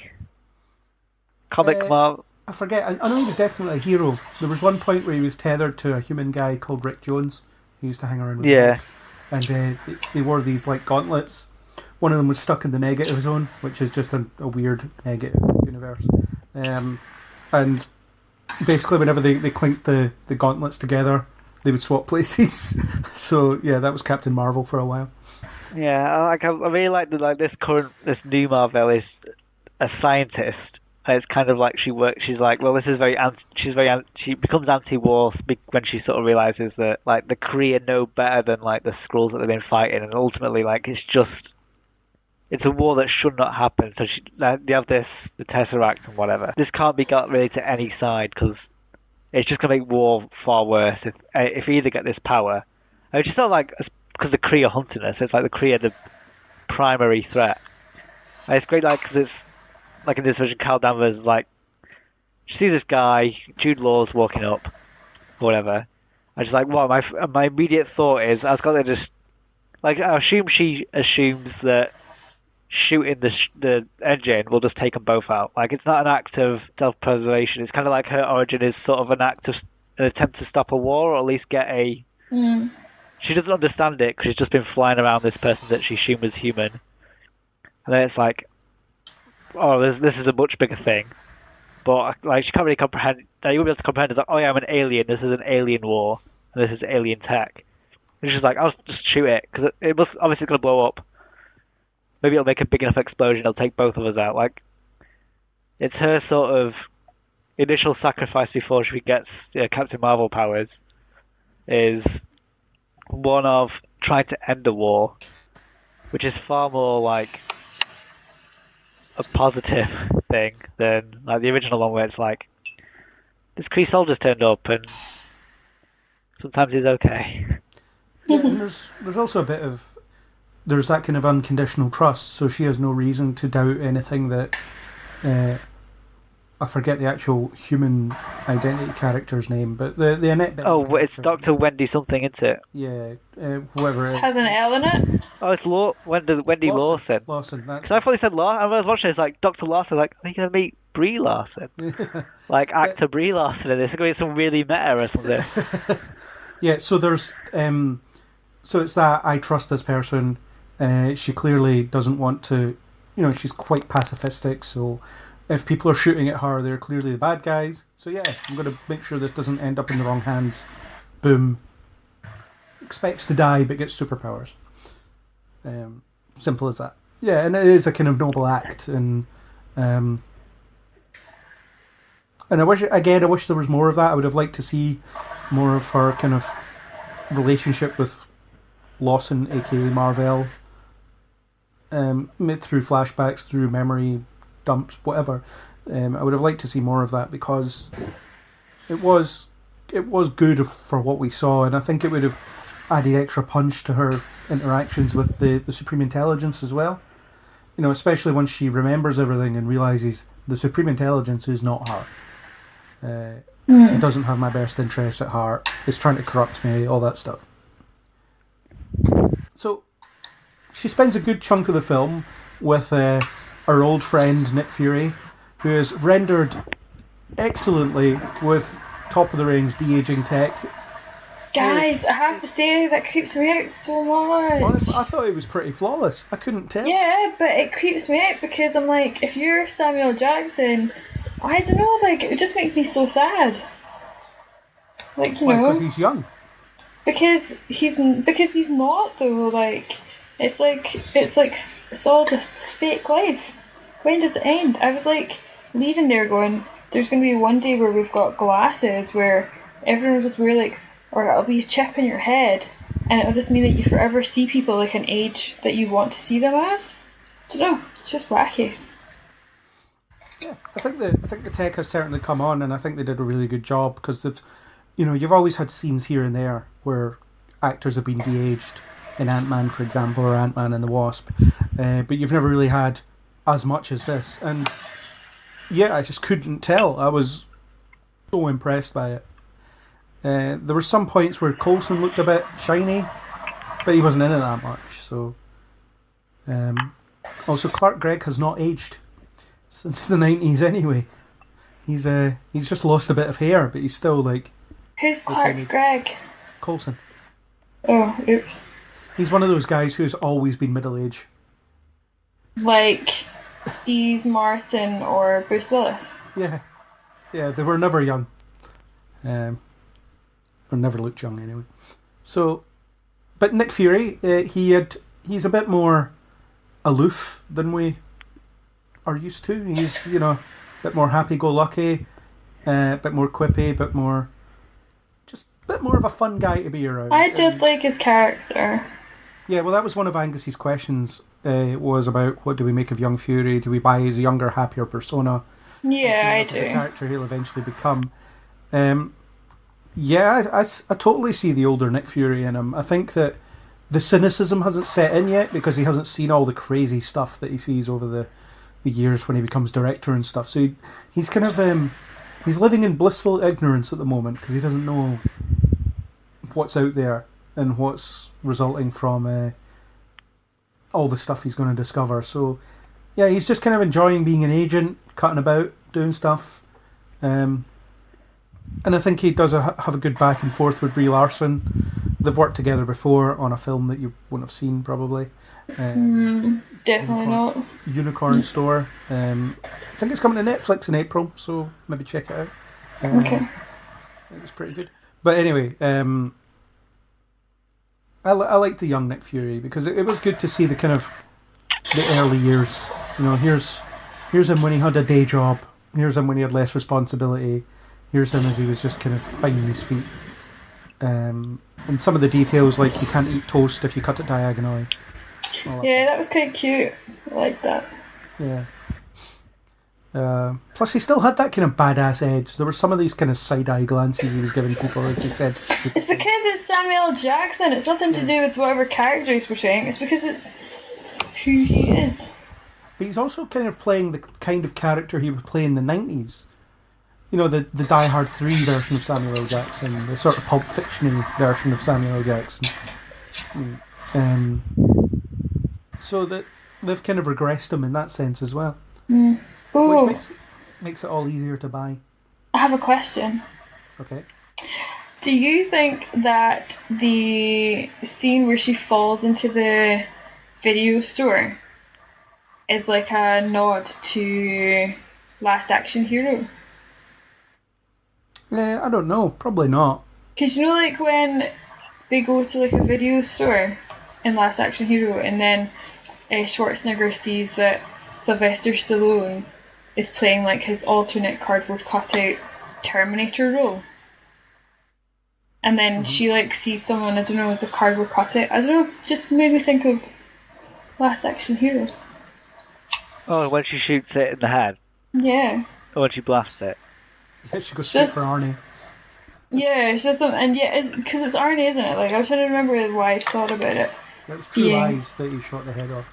Yeah, I just wondered if it was a nod to Arnold Schwarzenegger getting a little cardboard cutout mentioning a superhero movie. Because he never got to be the Terminator one, because it was Stallone. I don't know. Could be. I think the just blockbuster thing, it's just so quintessentially 90s that... Mate, I want this to be like an Easter egg. Well, there's no reason you can't think that. Thanks. So, Isaac, what did you think of Young Fury? I like Young Fury. I think because it's not that I don't like old Fury, but he's mostly just exposition, really. He's just explaining. He's just like he's just there to get the Avengers together. That's kind of his role. And then after that, most of the time he's just sort of giving people missions. He's one of those characters like I've never really been that bothered about him because he's not. Like, occasionally he'll have a cool scene, like in whichever Captain America is, where he has a minigun in his car. Winter Soldier? Yeah. Yeah, but there's lots of times where it's just like, he's just setting up the story. It's like, okay, we need to get this team of superheroes together and we'll call them the Avengers. And then this way he's like, okay, you guys have to work together to fight the monsters or whatever. That's his thing, he's just giving them the missions. So it's nice to see him actually have more character, I think, than what standard Fury has. He's not playing all his cards close to his chest. He's not just there to kind of just stoically tell people what to do. He's just on the beat. It's a very weird day. Yeah. He's kind of just rolling with it. It's like, all right, then let's just he must have seen. I don't know if he's seen some weird stuff, but like Shield will work in the realm of. Well, he must be aware of like. Especially it must be like the first Avenger, like the Captain America movie. He must be like, oh yeah, in the war there was some weird stuff going on. This guy, yeah, they'll be aware of Captain America. Yeah, so it's like. Yeah. So yeah, why he's like, oh, I'm aware of like we're set up kind of to deal with like extraordinary stuff. It's like he'd never actually experienced it, and this is him. Like, okay, right, it's his first one. It's like, right, got a superhero, got to sort of roll the punches and follow her around and just sort of try and live, I guess, and keep. Yeah. And Ant-Man's Shield career would have been prior to this as well. I think what's really clever about this actually is that in some of the movies, like, Nick Fury is a bit of a dick. Like, you don't really know what his motives are. You don't really know where his allegiance lies because of the whole Tesseract and weapons and all this kind of stuff.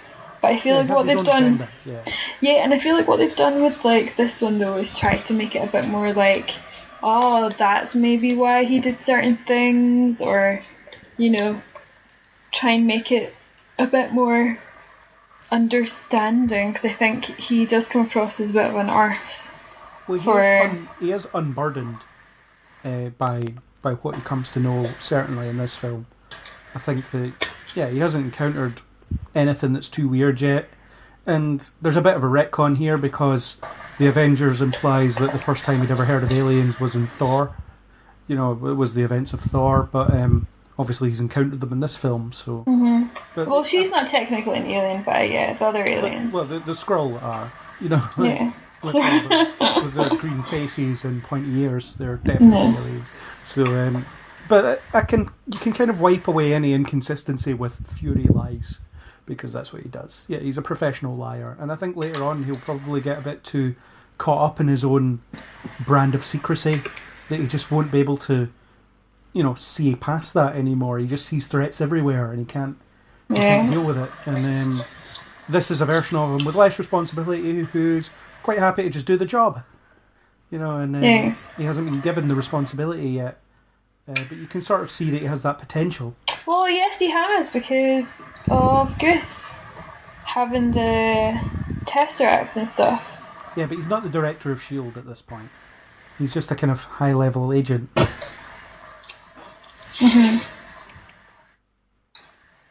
Okay. Yeah, so I think a lot of that has to do with he will eventually just know too much, and it'll turn him into this paranoid, the world's out to destroy me sort of guy. Well, it is though, so... Well, yeah, I mean, everybody's trying to kill him later on, yeah. That's why he goes into hiding and dresses like a homeless man. Wait, what? When he's killed, in inverted commas, in The Winter Soldier, at the end of that film he dresses like a homeless man and wanders off. Oh, I've definitely not paid attention. But I liked his dynamic with Carol. I thought, as I said, they bounced off each other pretty well. I really loved the kind of old school spy stuff. You know, the fingerprint on the sellotape. It was really good. Yeah. I like that kind of stuff. Just spies just doing spy stuff. And I would love to watch a kind of Nick Fury solo film where it's just him not doing comic book stuff, just doing spy stuff. Yeah. Yeah, it's right. He definitely becomes more of a... Like, I found him at times, like, more interesting, wanting to know what was going on with him. Yeah. Touched on her friendship with Maria. That was really good. But I actually thought her friendship with Monica was better. I thought that dynamic just worked so much better. Who's Monica? The kid. Alright. Yeah. I don't know, there was just, it brought out a kind of lighter side to her. Well, I think that the kids, though, are total ploy, though, because it's totally...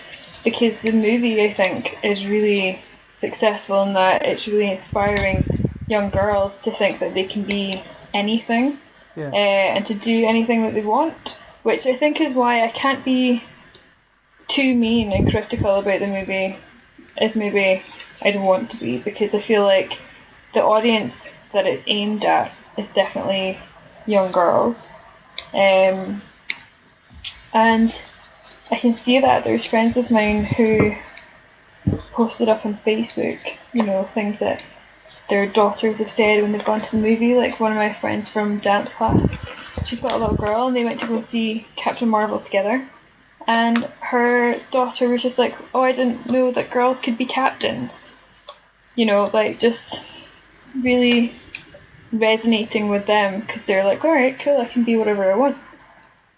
So you know, I feel like that is there, that interaction with that little girl, so that every little girl can think that could be me and I could be inspired to do anything that I want. And the Monica Rambeau character was a version of Captain Marvel in the comics as well.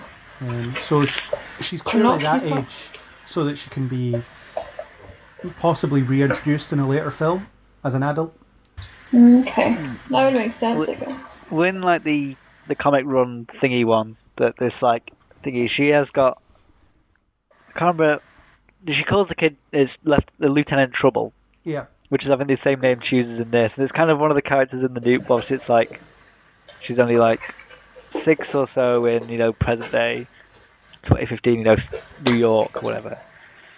So, and then that's one of the things. It's one of the best, like, the more grounded elements is that there's this kid who like hero worships her, and then she'll have to sort of. It's kind of like a human element. Like, it's one of the things we always add, to add the human element. She was just like, there's a bit where there's a story in these where it's Yonrog, and he messes with her head, and like I've not read it in ages. I was meaning to read it before the thing, but there's a story where like he messes with her head, and then I can't remember the kid's name. I've not read these stories in ages. But Lieutenant Trouble, let's call her Trouble. Yeah. She like starts writing out like these comics. And it's like, oh, this is who Captain Marvel is, and they kind of have like things that are just like, all right, you tell me who, like, you're my biggest fan. You tell me who I am, sort of things. I don't know if it's like, I know they were using these sort of storylines, but there's a thing where it's something like the more she like uses her powers, like it's in her head and it's sort of like destroying her from the inside. It's like a Kree super weapon, probably. Catherine Renner, the character's name is in the comics. Yeah. She looks like a young Carol Danvers. Oh yeah, because it's Cat, and then she's called the Trouble.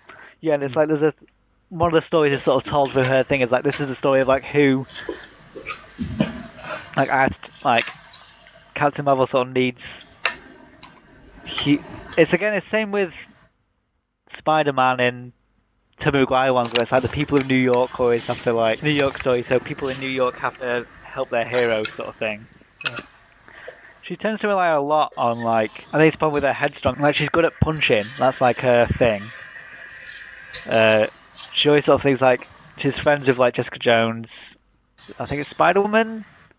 Something. Jessica Drew. Yeah. Maria Hill and stuff. She always tends to rely on these other people because she's terrible at diplomacy and she's terrible at like planning and stuff. She has to sort of like she's like, I'm really good at just flying really fast and punching really hard, but like I kind of rely on all the other Avengers to I need the strategists and the planners. She's more of just a heavy hitter, so I think maybe she'll work like. Well, we'll find out in Avengers, but I think she's one of these characters that will work better as muscle, like with a team. Because that's where she excels. She's just like they said, she's indestructible. You send her out first. She's like, oh, that's right, I got this. Was it? This army's coming. I'll keep these busy. But it tends to be whenever she's by herself, like she's too headstrong to really think of like a rational plan. She's like, rush him. It's similar with like Doctor Strange. So I don't know if it's because it's hard to base because we've only had one film with him as a solo character, but he's much better with other characters. It works better when he's not the focus. He's just sort of like the magic guy, and he just like like the bit in Infinity War where he has that magic battle with Thanos. Yeah. And I think there's certain characters that work, especially in the film. Like I said, it's good to have origins. It's good to have films where it's just them. But I think, like say for a Captain Marvel 2, I'd loved it if she went, let's team her up with the Guardians. Or if we're doing Cosmic, give her the Cosmic one to team up with. Because she tends to work better as the big hitter. But, diplomacy stresses her out, and she just like she's like, I don't have time for people monologuing and intricate planning and stuff. It's like she just likes punching and flying. It's like higher, further, faster is just about going further and just like pushing further and more. I forgot where I was going now, but yeah, basically, she's a character that tends to work. It works better with others as a team thing. So I think if they were doing another I presume they will do a Captain Marvel 2. We're gonna she could be kind of a mentor to if they do a Miss Marvel, but also she's at her best when she has her strengths, she has her thing, and that's what you use it for. She's the Hulk basically. Like, you got Doctor Strange and Iron Man to think. You got all these genius characters, but then some characters are just in it for the fighting. And she's definitely in it for the fighting character. So I wonder if, obviously, Monica will age because she's getting brought into the present day now. So I think, from what you're saying there, it sounds like they could just come up with some kind of Captain Marvel team, so they give her powers and turn her into the photon or whatever one of her. Yeah, because you have want to use.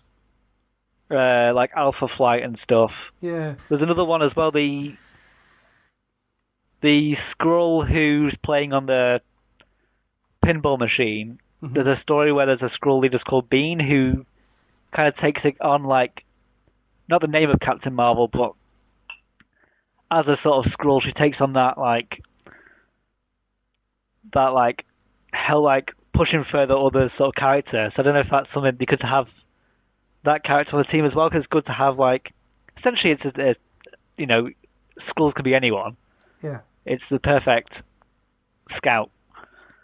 So yeah, I think if you're going further with this character, she works better as a unit as opposed to like when she's by herself. That's when she's weakest, when she's in charge. Yeah.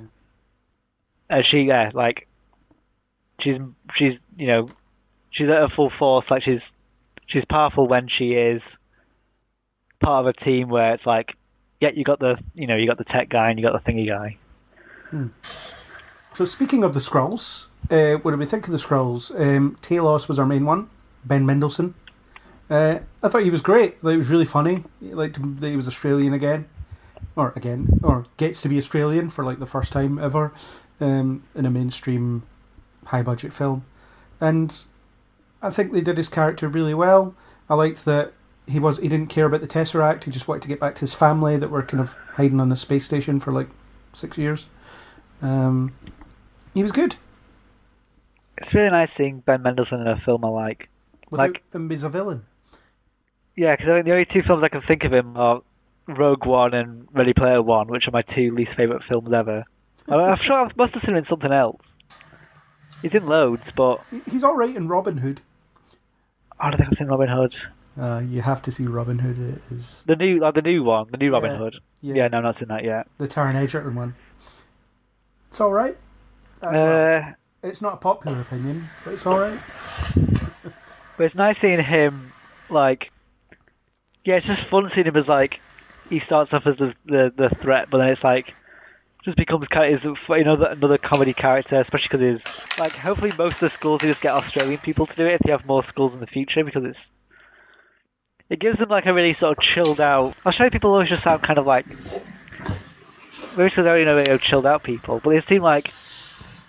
It's not very threatening accent. It's not one that we have any like preconceived ideas of, because it's not really been in our political horizon for being a refugee. Yeah, but you get a bit where it's like the jokes or stuff where he's like talking to his science guy, and it's like really basic. It's like, you're supposed to know this, and it's sort of like, don't look at me. Like, I like these comedy Skrulls. Obviously, like, you can have good guys and bad guys, so we might have Skrulls in the future who are your traditional, devious, Secret Wars Skrulls, in the same way that we could have, like, good Kree. But I like that we got comedy Skrulls. Yeah. Obviously, there is scope for there to be Skrull villains, because they won't all be the same. They won't all have the same values and things like that. And I liked all the kind of little touches they gave you about how the Skrulls work. So it was like, can you all shapeshift? It's like, well, yeah, physiologically we can, but it takes talent. And then it's, can you turn into a filing cabinet? It's like, why would I turn into a filing cabinet? How do they even know what a filing cabinet is? Supposing it's like Nick Fury's boss for a while. True, yeah, you don't know how long is... So there could have been a deleted scene where someone says to him, where he asks for a piece of paper or something, and the guy's like, that's over there in that filing cabinet. And then he turns around and thinks, that must be a filing cabinet. Nah. Do it. No, he just knows. I mean, there is all this kind of... Yeah, they probably have filing cabinets on the Skrull homeworld. Yeah, you gotta file documents. Yeah, everyone needs to do some filing. It's also... Remember, they're talking using Universal Translator, so perhaps perhaps it translates to him into something, the Skrull word for filing cabinet. It's not something we're supposed to think too much about. It's just a funny joke. And it also doesn't answer the question. We still don't know if Skrulls can become filing cabinets. It's funny though, because the Skrulls actually first appeared in a Fantastic Four comic, and at the end of that they were hypnotised into thinking they were cows. So to just keep them out of trouble, they just were supposed to live the rest of their lives as cows. Which obviously adds a bit of kind of mass transference. They can turn it into something that's way bigger than them, than their default shape. So they could become a filing cabinet. Maybe they can only turn into living things. I have no idea. I don't know. It's a little touch that I quite like. Just a little bit of explanation. It's like, yeah, we can all transform, but not all of us do. Fine. And I like the sort of reunion he had with his family. That was quite touching. And his daughter with a pinball machine. It's like, if I'd been playing the same pinball machine for 6 years, I'd have some high scores too. That was fun. Yeah, so the Skrulls were well used. I liked that there was only a few of them, so you get this kind of... It really dials up the kind of hunted refugee angle. Yeah, absolutely. I think it's very political for our climate right now, and just saying to people, like, people are people. People get really hooked up about, like, other places, but I'm just like, one world, one love, you know, or one universe, one love, or one multiverse, one love. Yeah, people are people. Doesn't matter what planet you're on. Yeah. Any other thoughts on the Skrulls, Isaac? Not really. I think there'll be the scope for more stuff, but also if they didn't, I don't think that would be like... I wouldn't say it'd be a waste, but it's like, yeah, you could use more of them in another story or another thing down the line, but it's, you know, if that's all we get in the Skrulls, then fine. Like, well, Fantastic Four could fight Super Skrull. That'd be cool. Yeah. Yeah, we'll end up seeing that one day probably. Yeah. On to the character everyone wants to talk about, the cat, or Flerken, Goose. Yeah, 'cause it's so cute. Yeah, good source of comedy. Is he called Goose because of Top Gun? Yeah. Yes. Well, I assume so. Yeah. Her cat in the comics is called Chewie, though, isn't it? Yeah. Well, it's more 90s to say Goose. Yeah. Yeah, it was just a source of comedy throughout. I've really enjoyed seeing how passionate Fury was about how much he loved the cat. That was really funny. And then the reveal of its alien abilities was quite funny as well. Just where it just eats a bunch of Kree. Yeah, it's quite fantastic how it just consumes. It's kind of like a venom, isn't it? Like consuming a whole body and it not changing its size. A little bit, yeah. Yeah. So that's that. Goose. What is there to really say about a cat? I mean, yeah, there's not much to say about Goose. It's a good joke. It's like, I don't think they were gonna use the Flerken thing initially because it's an odd joke, but then like, yeah, it's quite a good like Flerken ex machina for a bit. But really, it's just a bit of a joke, and then the thing that stood out to me was obviously she remembers Goose from her past, which was like 6 years ago, and then he's still cutting about. So if he was an Earth cat, he'd be quite an old Earth cat. No, not if he was really young. Cats can live up to like, I just saw a picture the other day and it was a cat celebrating its 30th birthday. So like, yeah, it could have been a kitten and like, yeah, and they'd be six or seven, and a middle-aged cat. Yeah.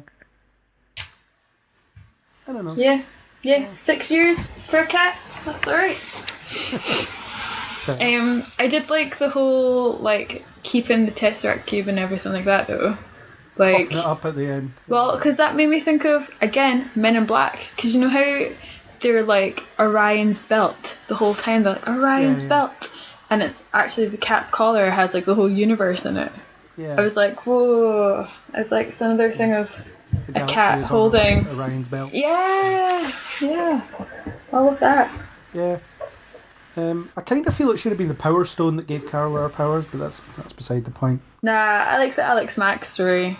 Well, it was basically the Tesseract, so yeah, that gave her her powers, kind of. Yeah, I wonder why Shield lost sight of it for a few decades. Wonder how that happened. Well, I wondered, like, if there was like a duplicate or something, or that they made like a smaller one, or. Nah, there's just the one. Hmm.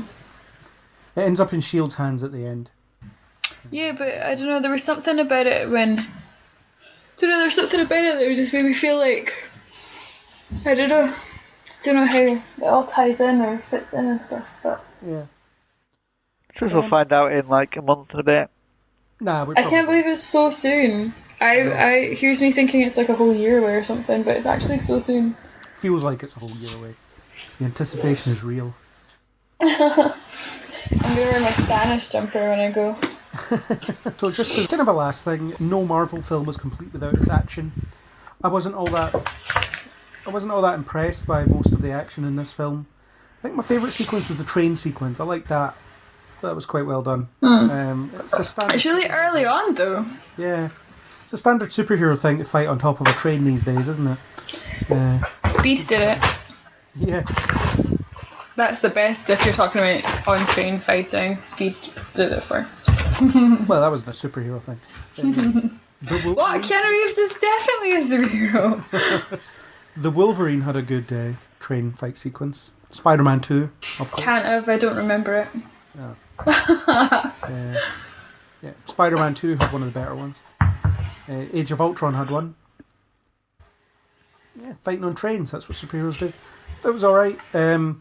The canyon dogfight thing reminded me a bit of Independence Day. The what one? The canyon dogfight thing towards the end reminded me a little bit of Independence Day. What was the dogfight? Oh, when it's like the sort of Shield prototype versus Yonrog's like little escape pod thing. Yeah, they were flying through a canyon and it was a bit like Independence Day. Oh, yeah. Right, okay. Yeah. But other than that, I wasn't that enthusiastic about the action. As I said, I thought there was no real stakes in the point where she gets all her powers and flies about and makes a mockery of everything.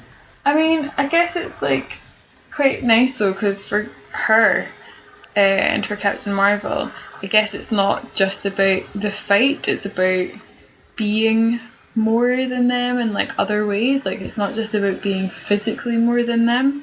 And I know you mentioned it earlier, but the bit where she is talking to Jude Law and he's like, come on, fight me, like, you know, bring it on, because of all the other times that we fought.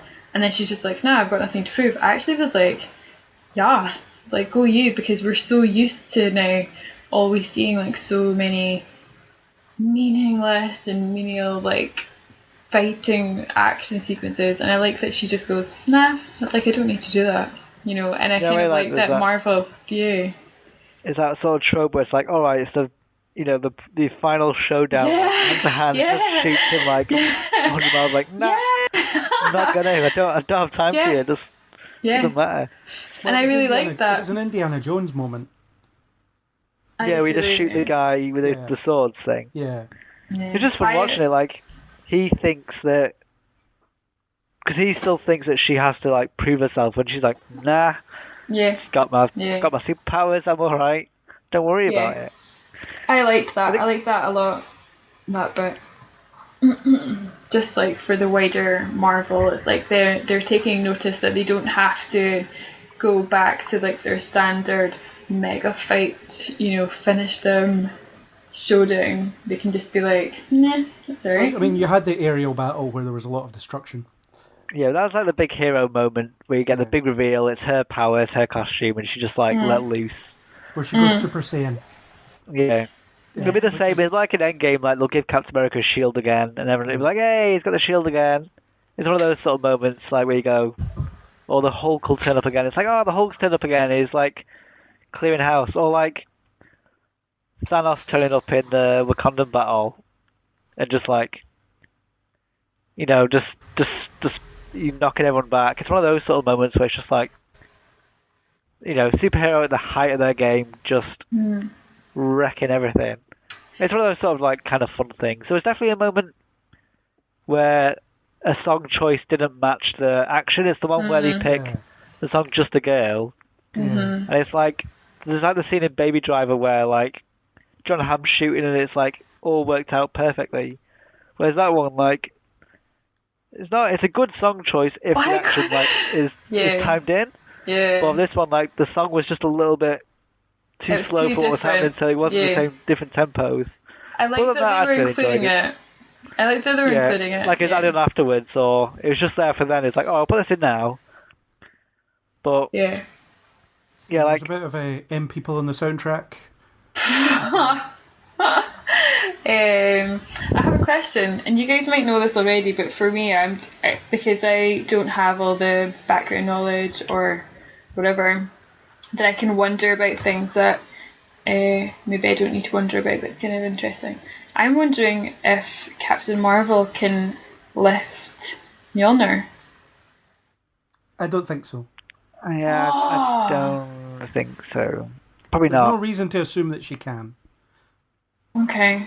I was just like, because that could be... Captain if America everyone... can't lift it, she can't lift it. Mate, but Captain America's nothing on Captain Marvel, so... Yeah, but it's not about power. Well, she could, like, lift Thor on her shoulders, like a child at Disneyland, and then he can wave Mjolnir. That's what we'll have to compromise with. But can she, though? Well, that's the transitive property, isn't it? Yeah, she can piggyback Thor, and then Thor can... Yeah. Yeah, and then she can fly around. I don't know, it was just something that I was thinking about, because like if everyone's... If Hulk punches Thor while he's carrying Mjolnir, then Thor will go flying with Mjolnir. But like, Hulk isn't moving the hammer himself. So yeah, I just... Because he can't hold it, like, it's on him that cannot... But, like, so... Oh, I had a thought. Yeah, no, I don't know, because that means then that, like... Because I know before you were saying... she's like the most powerful, then all others become like irrelevant almost. Yeah. But lifting Mjolnir has nothing to do with power. Well, I'm just saying that just still means that Thor's relevant, you know? Yeah, it's to do with whatever nebulous qualities denote worthiness as far as that enchantment is concerned. I feel like Mjolnir is going to come and play an important role at some point. Despite the fact that it has been destroyed. Oh yeah, what's he got now? A hand. A sword. An axe. An axe. Is it an axe? Stormbreaker. What's he got? Yeah, it's an axe. Yeah. Hammer axe. Well, I'm obviously living in another timeline, so it's fine. Yeah, I don't think that she would be able to. She's never lifted it in the comics, has she? No, I don't think so. Has she ever had opportunity to? Yeah, I think everybody's trying to lift it at some point. She just punch, like, doesn't really need to. No. Like, if you can punch, like, hard enough, then basically just, like, if you can punch, like, not the equivalent of 2 Mjolnirs, but you can punch someone, like, in up, or, like, off their feet, then that'll do. It's like the Hulk having a Mjolnir, like, he's the Hulk, he doesn't just smack him. No, we need it. Yeah, I just wanted to know. That is the question that people ask. How does... Yeah, but you don't know what the criteria for worthiness is. You just have to because it's worthiness. She's pretty worthy, though. Like, she's true of heart and of mind. As is Captain America, and he couldn't lift it. Yeah, but come on. Yeah, but come on. Oh, that's that argument. Okay. Yeah, I don't know. We might never find out. I was expecting in the latest Endgame trailer for her to like reach her hand out and catch Stormbreaker before Thor does, but that'd be so cool. I don't think Stormbreaker's enchanted though, so I don't think we have to worry about that. Okay, yeah. Enchanted. Yeah. I love it. Yeah, it's enchanted. Okay. Yeah, so that was the action. Any final things? I did have ties to the wider MCU, but we've kind of touched on that. You've got the Tesseract, you've got Nick Fury, you've got Coulson. There's your connection. And to Pager, of course, the Pager, the magic Pager, that she upgrades. And that's it. So that's that mystery cleared up. I'm glad we waited almost a year to find out the answer to where did he get that pager. Now you know. Yeah. Although we still don't know why he didn't use it earlier. Because it was only for emergencies, even though every single thing that they've come across has been an emergency. Yeah. There's corruption at the highest level of government, and we need to bring down S.H.I.E.L.D. Yeah, and but we have limited resources. Where's my pager? Yeah. But that was still only though like an Earth thing. That wasn't like a universe thing. So I guess this is a thing because it's not just Earth now. It's we have a killer robot affecting everything. Threatening to drop a landmass on the planet and wipe out all life. Still no need for Captain Marvel. Mm-hmm. Yeah, well, because it's just Earth though. Do you know what I mean? Like, but still, she's got wider universal duties. So he's just lucky that she didn't get wiped out as part of the snap. Maybe he just didn't pick up. Maybe he's ringing all this time. And it's just like, oh, it's in a pocket. It's in a different jacket or something. It's just like, it never actually connects. It's like, oh, never mind. I'll have to make do. Sorry, I'm flying through a tunnel during Age of Ultron. Yeah. Yeah, stuff like that. We didn't mention that Nick Fury sings in this film. Yeah, the Postman song. Whatever it is. Oh, yeah. It's by the Cordettes? No, the Shirelles? The Cordettes? Something like that. I like all of that music, so I really should know.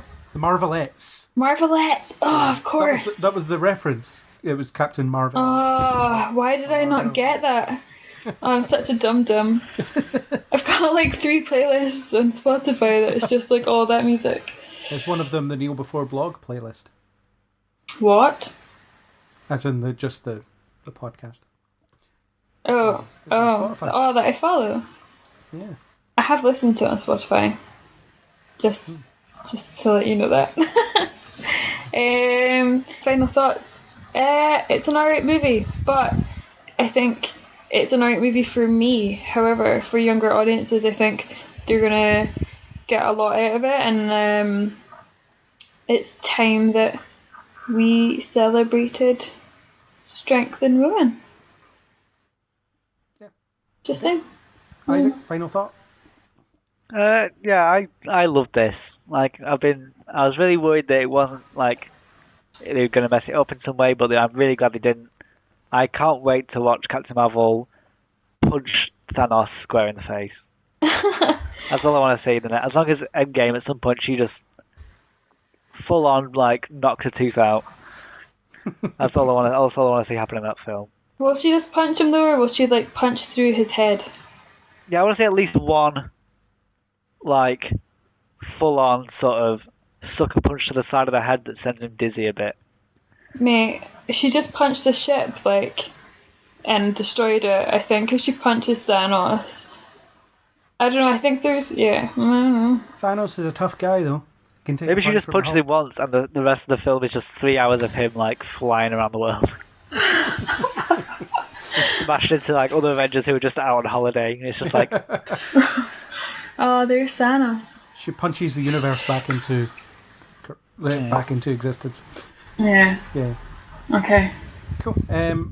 My final thought is thought it was all right. Not hugely enthusiastic about it. Enjoyed this discussion though. It was worth having. Yeah, I'm looking forward to Endgame, and I want to see how she interacts with the other Avengers.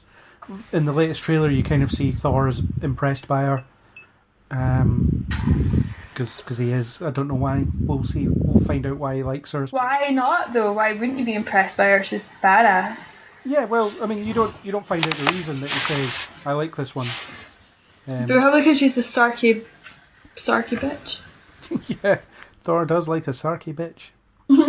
Right enough. That's why him and Natalie Portman never worked out, because she was dull. Oh, Shanties. Well, she was. Let's be honest. Well, not her, just her character. So I'm saying there's a difference. Yeah, I'm sure Natalie Portman's very interesting. Just For sure. Jane Foster, not so much.